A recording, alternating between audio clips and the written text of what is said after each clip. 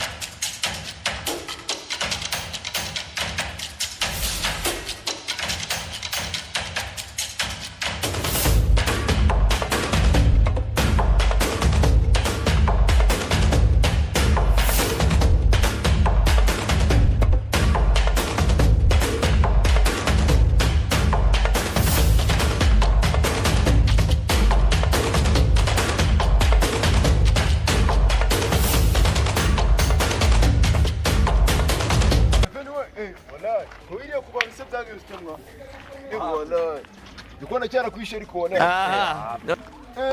Man, gimu cyari tagucye bimeze. Turashize none.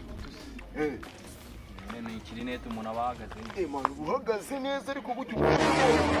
Oya. Wala ndikona neza ariko. Nisi.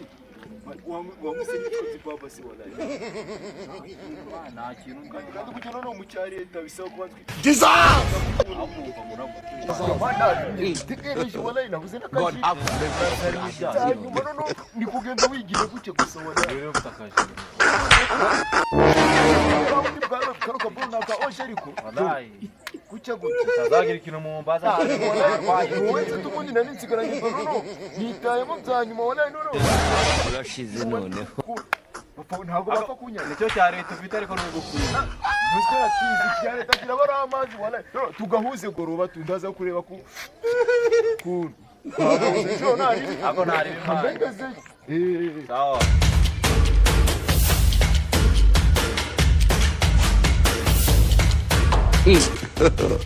God have mercy upon us. Jesus.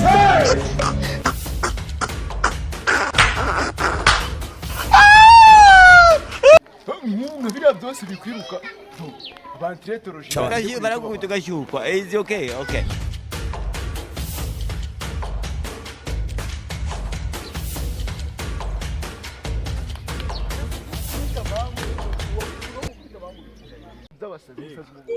Wasaze mbimenye.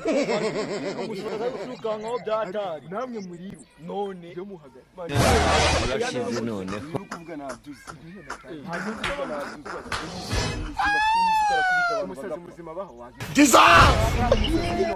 Yasa. Umusazi. Ndi kubona mu murusha gusa.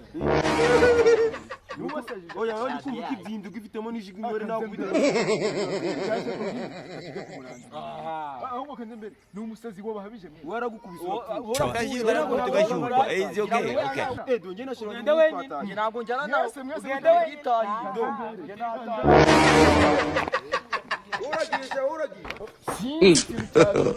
God have mercy upon us.